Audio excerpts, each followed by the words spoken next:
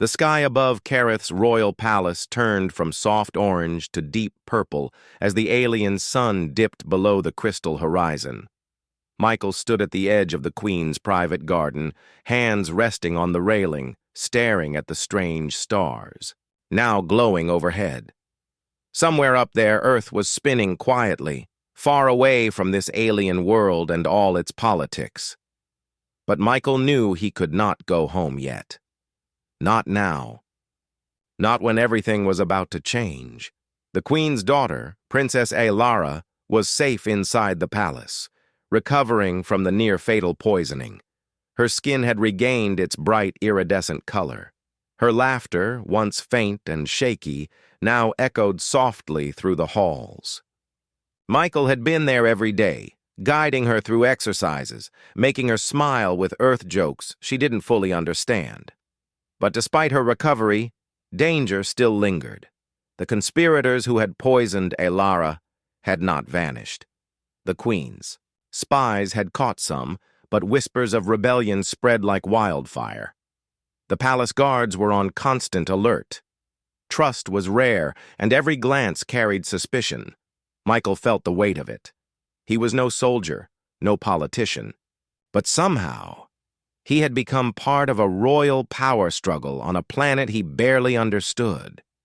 That evening, the Queen summoned him to the throne room. The massive chamber was lit by floating crystal orbs, casting soft light over silver floors. The Queen sat tall and regal, her crown shaped like woven starlight. Alara stood beside her, wearing a pale green gown, her eyes filled with warmth when she saw Michael. "Michael of Earth," the Queen began, her voice carrying the calm power of a ruler who had faced both peace and war. "The danger is not over. My enemies know my daughter lives because of you. They will try again. They will try harder." Michael stepped forward slowly. "Then we stop them. We protect her." The Queen's eyes narrowed slightly. "You have already done more than I could have asked. But this is no longer just about saving her life. This is about saving my people." Michael's brows drew together. "What do you mean?" Alara glanced at her mother, then back at him. "The rebellion believes my mother is unfit to rule. They say she is too focused on peace, too weak to defend our world. They think they can take the throne. And," the Queen added, "they think killing my daughter will break me completely." Michael's hands curled into fists. "So what do you need me to do?" The Queen leaned forward slightly. "Not fight them. Lead them." He froze. "Lead them? I don't understand. They already see you as different. You are not Carethian. So you do not belong to any faction. You are the one who brought my daughter back from the edge of death. To them, you are proof that outsiders can make change. I want you to go to them, not as an enemy, but as a bridge. Convince them that my rule is not weakness." Michael stared at her in shock. "You want me to walk into the middle of a rebellion, unarmed?" Alara stepped closer, her voice softer. "You would not be alone. I will go with you. If they see me, alive and standing beside you, they may believe. And if they kill us—" She trailed off, her eyes locking with his. Michael swallowed, hard. "Then it's over." The Queen's gaze was steady. "This is your choice, Michael. You could stay here in safety, or I can arrange your passage back to Earth tonight. No one would blame you." That night, Michael didn't sleep. He walked the palace corridors, his thoughts a storm. Earth was calling him. A quiet life, no alien politics, no danger. But every time he thought of leaving, he saw Alara's smile, and the memory of the day she had nearly died. By dawn, his mind was made up. The journey to the rebels' stronghold was tense. Michael, Alara, and a small escort traveled in an unmarked skimmer across the wide crystal plains. The sky was a pale blue, streaked with thin silver clouds. As they approached the jagged cliffs, shadowy figures emerged from the rocks. Their weapons were aimed, their postures rigid. A tall rebel leader stepped forward. His armor was blackened. From years of battle, his eyes sharp and suspicious. "Why are you here?" he demanded. Michael took a slow breath. "To talk." The man's gaze shifted to Elara, who stood proudly at Michael's side. A murmur went through the crowd. Some lowered their weapons, but others tightened their grip. "She should be dead," the rebel leader said coldly. "And you, Earth, man, should have stayed out of our affairs." "Maybe," Michael replied, "but I didn't. And now I'm here because killing her won't fix what's wrong. You think the Queen's peace is weakness. I think it's the only thing keeping your world from tearing itself apart." The leader's expression hardened. "Words are easy." Michael stepped closer, his voice firm. "Then let me prove it. If you want strength, I'll show you strength, not with war, but with unity. If we stand together, no outside enemy will ever defeat us. But if you kill her," he gestured to Elara, "you kill your future." Silence followed. The rebels looked between each other, tension thick in the air. Finally, the leader spoke again, his tone less sharp. "You speak boldly for someone who is not of this world." Michael met his eyes. "Maybe that's why you should listen." It took hours of tense discussion, but by the time the sun dipped low again, an agreement had been reached. The rebels would end their assassination attempts and meet with the Queen under a truce. Back in the palace, the Queen received them both with quiet relief. "You have done what I could not," she told Michael. "You have given us a chance at peace." Michael smiled faintly. "All I did was talk." Elara shook her head. "No, you believed.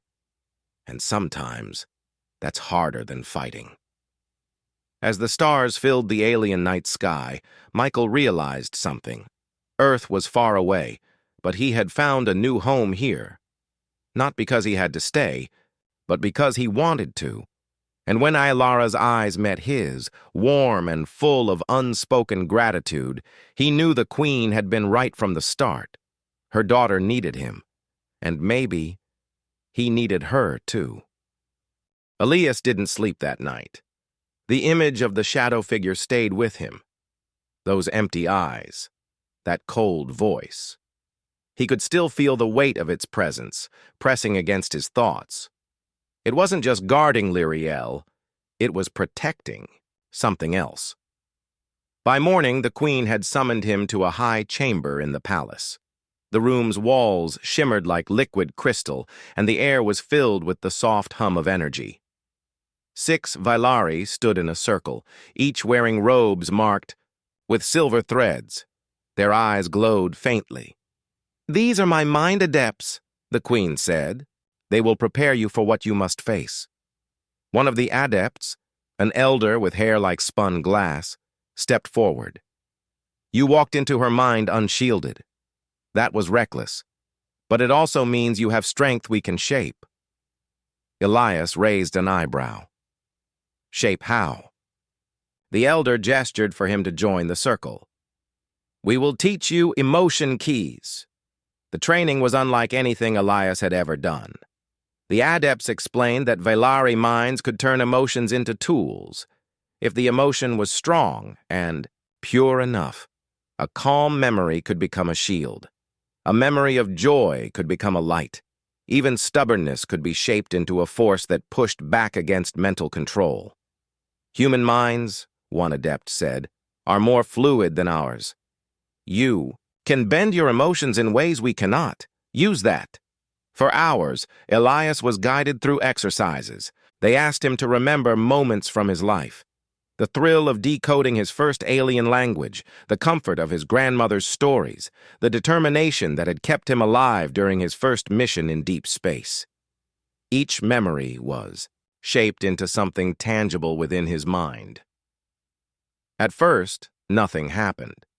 But slowly he began to see it. colors and shapes forming when he focused. His determination became a steady wall of deep red. His curiosity became a glowing blue thread that could guide him through confusion.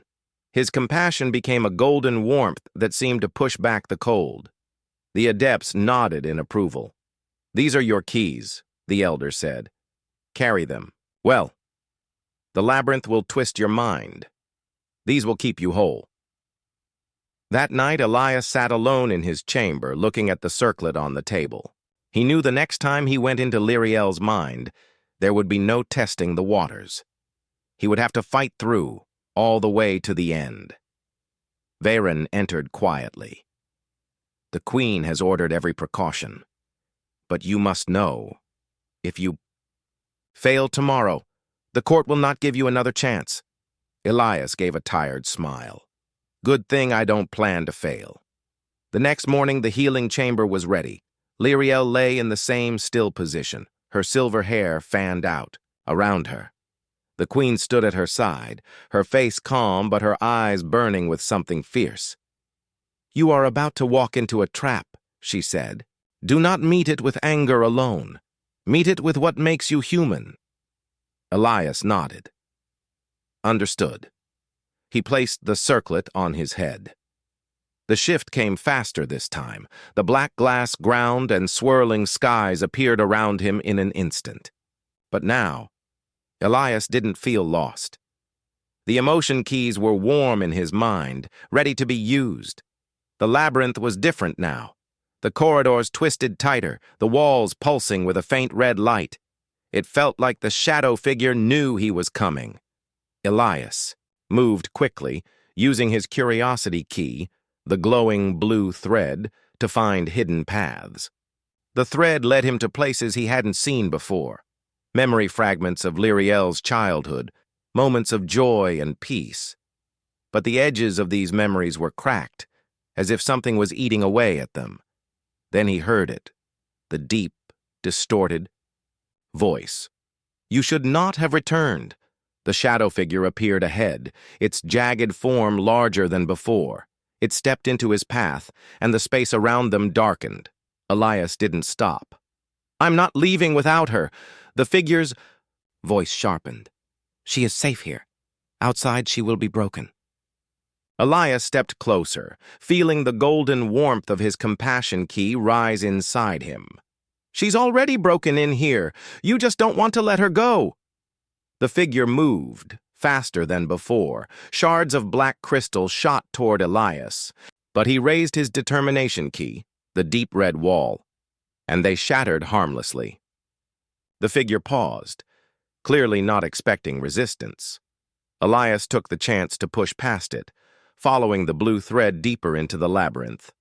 The corridors twisted into impossible angles, but Elias didn't let himself slow down. He could feel the figure following, the air growing colder. Finally, he reached a tall, crystal gate.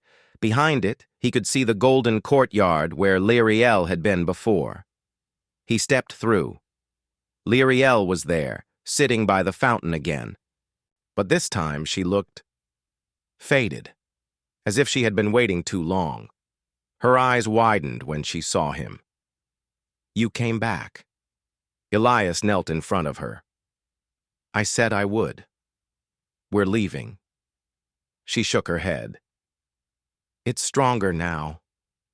If we try, it will fail," Elias said firmly, "because this time I'm ready." The shadow figure appeared at the courtyard's edge, its form crackling with dark energy. The sky above them turned black, streaked with red lightning. The fountain's water froze in midair. Elias stood, keeping himself between Lyriel and the figure. He held the golden warmth of compassion in his mind, letting it spread out like a shield. The figure's voice was colder than ever. "You think your human tricks can change her fate?" Elias smirked. "Not tricks, choices." The figure lunged. Elias met it head-on, the red wall of determination slamming into its jagged body. The impact sent cracks running through its form. It screamed, a sound like metal tearing, and the labyrinth shook. Lyriel gasped. "It's weakening!" Elias grabbed her hand. "Now!" They ran, the corridors breaking apart around them. Memories spilled out of the walls, bursts of light showing moments of Lyriel's life. The shadow figure followed, but each time it came close, Elias used his keys, blue to find the path, red to block attacks, gold to keep their minds from being pulled apart. Finally, they reached a blinding white light at the labyrinth's end. Elias could feel the pull of the real world beyond it. The figure roared one last time, hurling itself forward. Elias turned, throwing everything he had into one final push. Every memory, every emotion, every stubborn human thought that refused to let go. The light swallowed them. Elias gasped awake, the circlet slipping from his head. Lyriel was still lying on the platform, but then her fingers twitched. Her eyes blinked, and for the first time, they focused. "Mother," she whispered. The queen stepped forward, her voice trembling just slightly. "I am here, child." Lyriel's gaze shifted to Elias.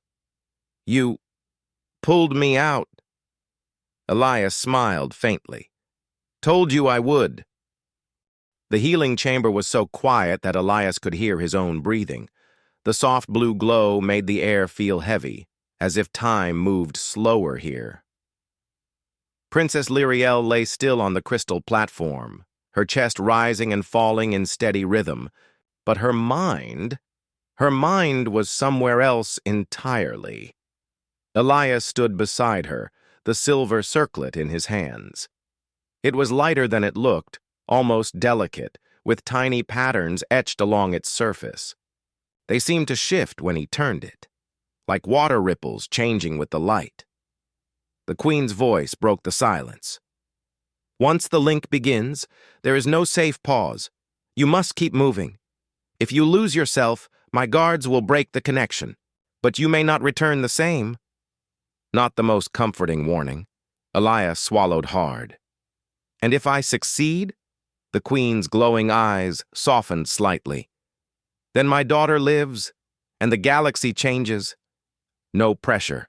Veyren stepped forward, carrying a second circlet.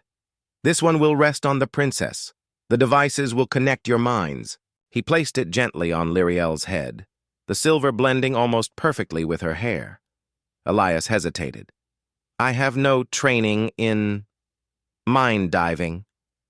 "You have something better," the queen said simply. "A human mind." Veyren gestured, for him to sit on a low seat beside the platform. "When you are ready, place it on your head." Elias sat, holding the circlet for a moment longer. He thought about his years of studying alien languages, of finding meaning in patterns other people missed. This was just another kind of puzzle, wasn't it? He placed the circlet on his head. The world shifted instantly. It wasn't like falling asleep. It wasn't like dreaming. One moment he was in the healing chamber. The next he was standing in a vast, open space that felt both endless and enclosed at the same time. The ground beneath his feet was smooth and reflective, like black glass. Above, the sky swirled with colors that moved too fast to follow. Deep blues bleeding into gold, streaks of violet twisting into silver. He turned slowly. The place was silent, except for a faint sound in the distance, like the echo of footsteps, far away. "Lyriel," he called. His voice carried strangely, stretching and bending as if the air itself was curious about the sound. No answer. Elias started walking toward the sound. The ground rippled slightly under his steps, as if reacting to him. The reflections showed not just his own image, but flashes of things he didn't recognize. A garden of crystal flowers, a hall filled with floating lights, a young Vailari girl laughing. He was seeing her memories. The echoes grew louder, but as he walked, the space around him began to change. Black glass gave way to twisting corridors made of light, their walls shifting like liquid. Every turn seemed to lead deeper into something not meant to be explored by strangers. Elias reached an open chamber. At its center stood a tall, crystalline structure, pulsing with a faint white glow. He felt drawn to it, but as he stepped closer, a shadow moved in the corner of his vision. He turned and froze. A figure stood at the edge of the chamber. It was tall, its shape vaguely Velari, but wrong. Its body was made of sharp, jagged shards, and its eyes were pits of shifting darkness. It didn't speak. It simply raised one hand, and the air between them twisted. A wave of pressure slammed into Elias, knocking him back. He hit the ground hard, but instead of pain, there was only a strange cold that sank into his thoughts. Images flashed in his mind, whispers in a language he couldn't understand, memories that weren't his. The figure began to move toward him, its steps slow but deliberate. Each step seemed to make the space around them darker, the colors in the sky fading. Elias forced himself up. "You're not her," the figure tilted its head, almost curious. Then its voice came, deep, distorted, layered with too many echoes. "Leave!" Elias took a step forward. "Not without her." The shadow figure extended its hand again, but this time Elias was ready. He focused on the images he had seen in the reflections. The garden of crystal flowers, the floating lights, the sound of Lyriel's laughter. He pushed them forward in his mind, and the air shimmered between them. The figure paused. For just a moment. Its shape flickered, and Elias saw a door appear in the far wall of the chamber. He ran for it. The door opened into another space entirely, a wide courtyard under a sky of pale gold. Crystal trees grew here, their branches heavy with glowing blossoms. In the center was a fountain, its water rising in impossible shapes before falling back in slow motion. Sitting beside the fountain was a young woman. Her silver hair shimmered in the strange light, and her eyes, the same molten glow as the queen's, were fixed on the water. She looked almost peaceful, but there was something in her posture, stillness, that didn't belong to the living. "Lyriel?" Elias asked, stepping closer. She turned her head slowly. When her gaze met his, he felt a rush of warmth, and then, just as quickly, a wall between them. "You're not supposed to be here," she said quietly. "I'm here to help you," he replied. Her eyes narrowed. "That's what it said, too." Elias knelt beside her. "Who?" She didn't answer, but glanced toward the edge of the courtyard. Elias followed her gaze and saw the shadow figure watching them from the distance, unmoving. "It told me it would keep me safe," Lyriel said softly. "It built this place. But the doors keep closing. I can't see the gardens anymore, or the city, only this courtyard." Elias's mind worked quickly. Whoever, or whatever, the figure was, it had convinced her to stay here, but she didn't sound convinced anymore. "You can leave," he said. "I can take you." Her expression changed. Not hope, but fear. "If I leave, it will follow. It says the world outside is full of lies." Elias shook his head. "That's how cages work. They tell you the outside is dangerous, so you never try the door." For a moment, she looked at him like she wanted to believe him, but then the shadow figure took a single step forward, and the golden sky dimmed.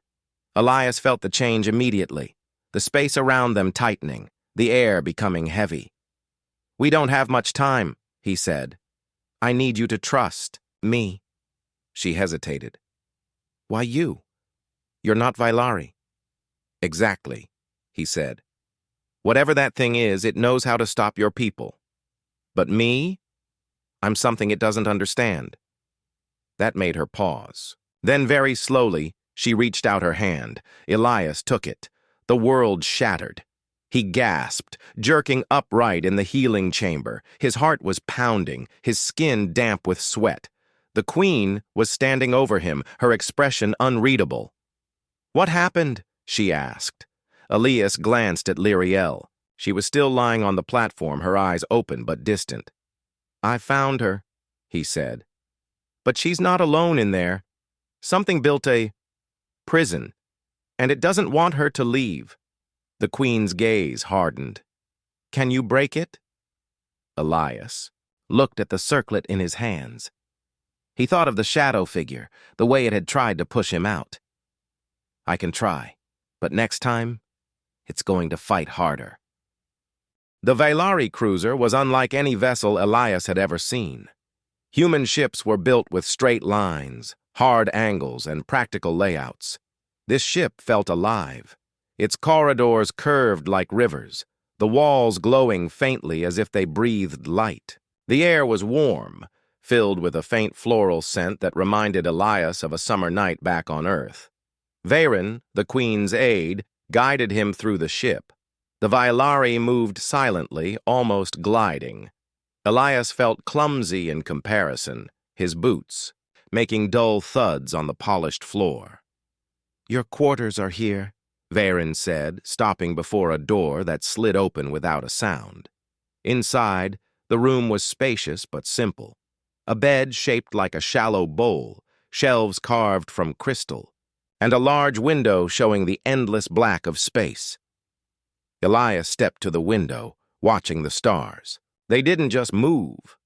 They shifted in strange ways, as if the space between them was folding and stretching. He felt slightly dizzy. "How fast are we going?" he asked. Veyron's lips curved in what might have been a small smile. "Faster than your people believe possible." Elias turned. "And how long until we reach Valaris Prime?" "By your measure, 3 days," Veyron replied. "By ours, less than 1. Elias frowned. "That doesn't make—" Veyron raised a hand. "Best not to think about it. Human minds are not shaped for the truth of our paths." The first day aboard was quiet. The queen stayed in her private chambers, meeting only with her closest advisors. Elias spent hours with Vailari medics, who explained more about the princess's condition. They showed him brainwave charts, elegant patterns of light and sound, and pointed out the strange block that kept her consciousness trapped. "It is not a disease," one medic explained. "It is a barrier, and it does not belong to her mind." Elias studied the patterns carefully. There was a rhythm to them, almost like music with one wrong note repeated over and over. He didn't fully understand the science, but he recognized something, a pattern that didn't fit. He had seen something similar when decoding an alien trade dialect years ago, a flaw hidden inside beauty.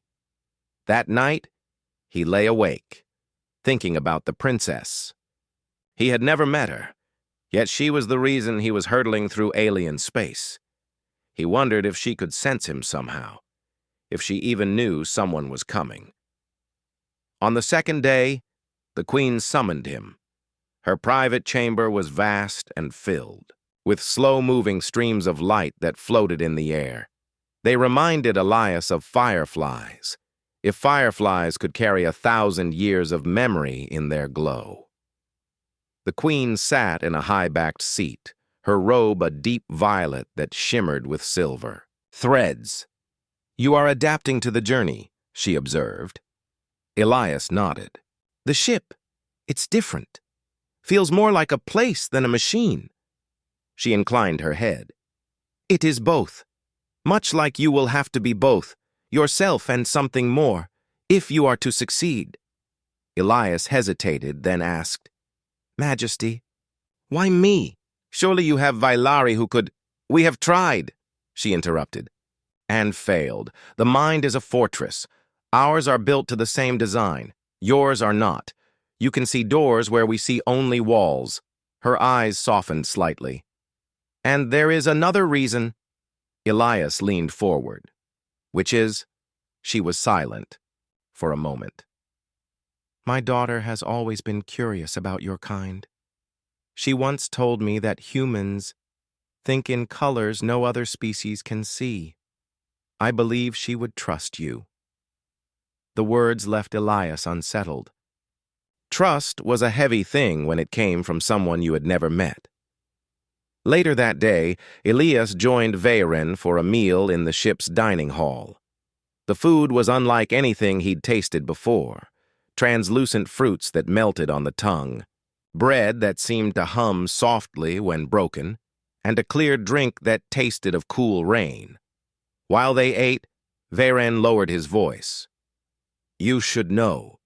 Not all in the Vailari court will welcome you. Some already speak against the Queen's decision to bring you. They will see your presence as a weakness or an insult." Elias raised an eyebrow. "And if I fail?" Veyron's expression didn't change. "Then the princess dies, and the factions that wish for war will have their excuse."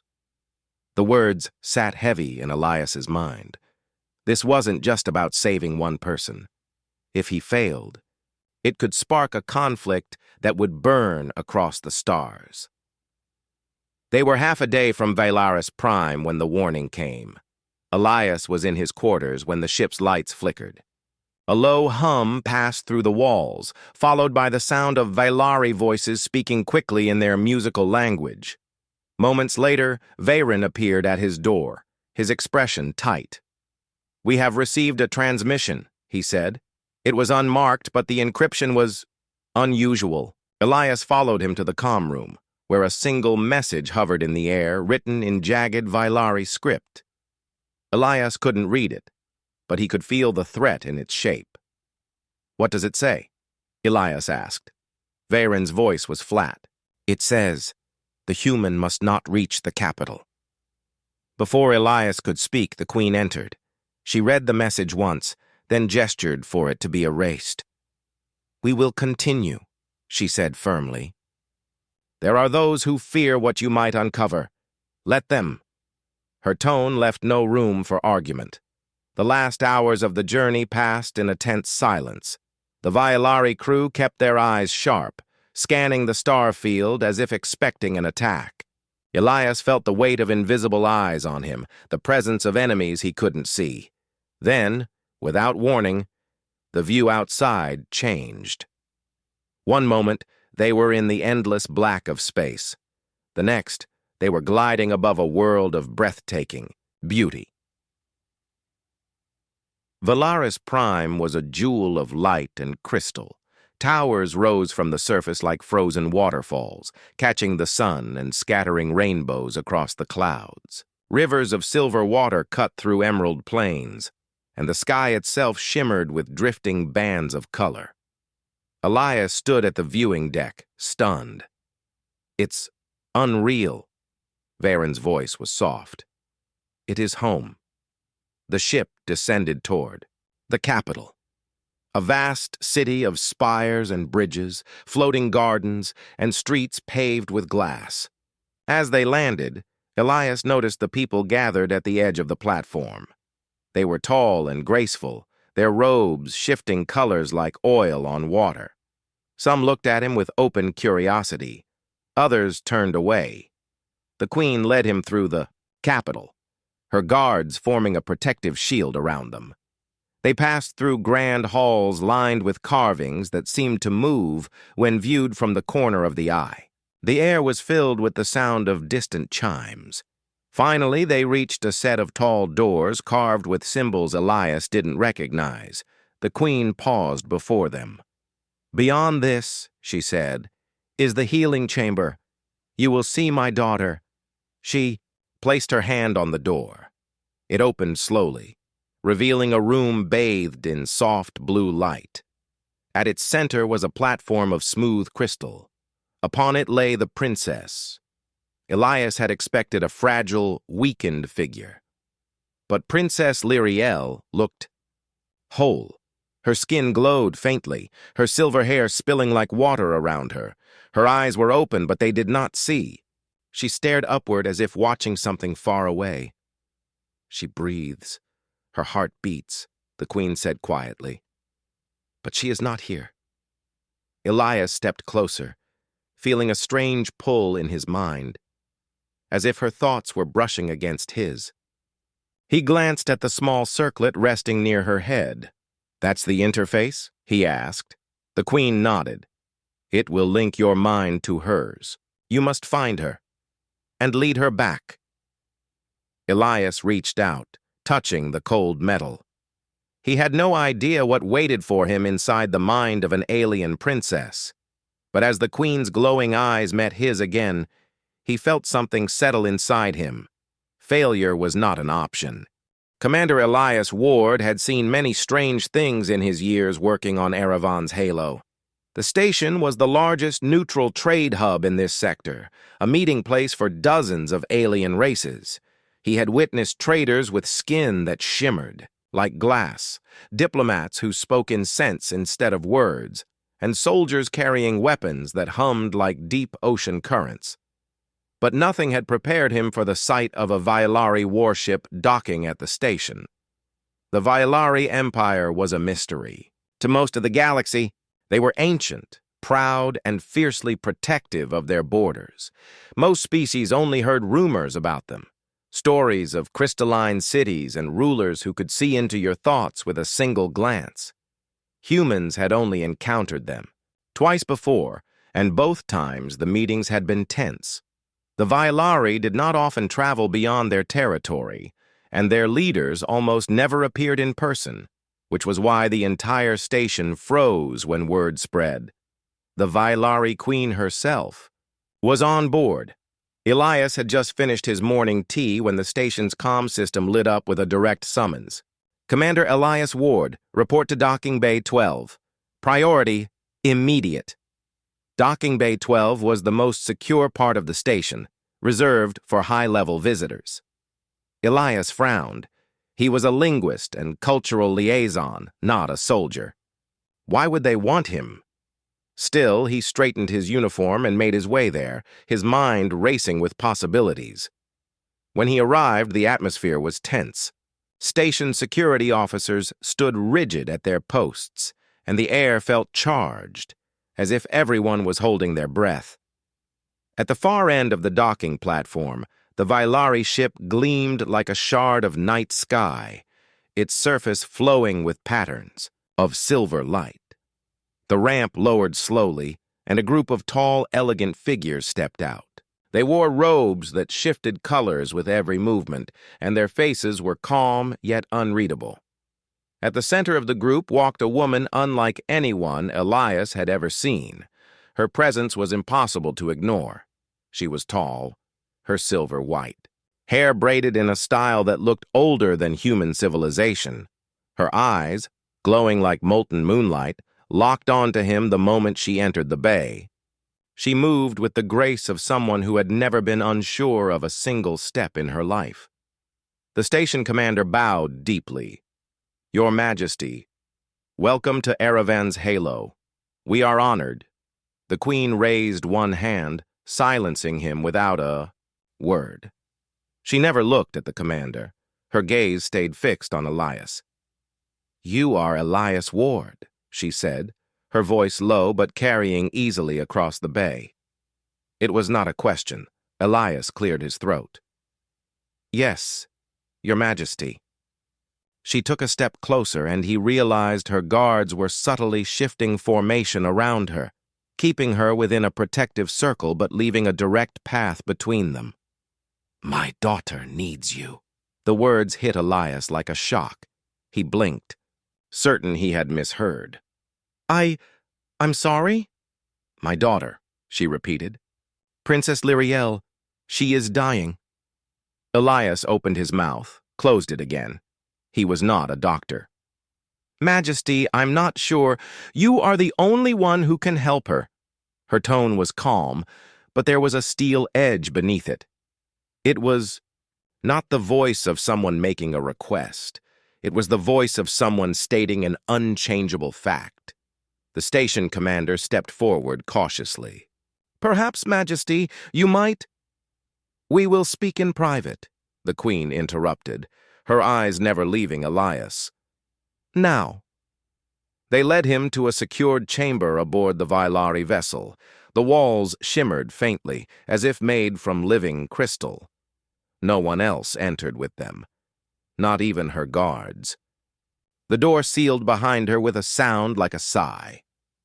For a long moment she studied him in silence. Elias shifted uncomfortably under her gaze.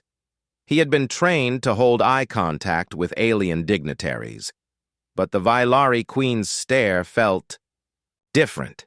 It was as if she could see past his skin, past his thoughts, and into something deeper. Finally, she spoke. "You have studied our people." Elias nodded cautiously. "I've read everything humanity has on Vailari culture, yes. I also, you think in patterns we do not. You see connections others miss. That is why you are here." Elias shook, his head slightly. "Majesty, with all respect, I'm a linguist, not a healer. If your daughter is ill—" "Her illness is of the mind," the Queen interrupted. "Our healers cannot reach her. She is trapped in her own thoughts, lost in a place between waking and dreaming." Elias felt a flicker of curiosity despite himself. "Like a coma?" The Queen tilted her head. "A word without beauty, but close enough. We have tried to enter her mind through the royal link, our most sacred bond, but the connection fails. We believe her mind is locked. Something or someone has done this to her." Elias frowned. "And you think I can— only humans have the—" "Neural variants needed to bypass the block," she said simply. "Our science confirms this. You will travel with me to Valoris Prime. There, you will enter the princess's mind and bring her back." Elias laughed softly, shaking his head. "That's incredible, and probably impossible." The Queen's expression did not change. "Impossible is the language of those who have already failed." He met her gaze again and saw for the first time something beneath her calm. Not fear exactly, but a fierce, unyielding determination. She would not let her daughter die. She would not let him say no. Still, he tried. "Majesty, even if—" "I agreed. Your home world, humans aren't—" "No human has ever been allowed," she said. "But you will be." That silenced him. An hour later, Elias found himself standing on the Vailari ship's observation deck, watching Erevan's halo grow smaller in the distance. The ship's engines made no sound, but the stars outside shifted with a speed that made his stomach knot. The Vailari did not travel like humans. They bent space as if it were a ribbon, folding the distance between worlds.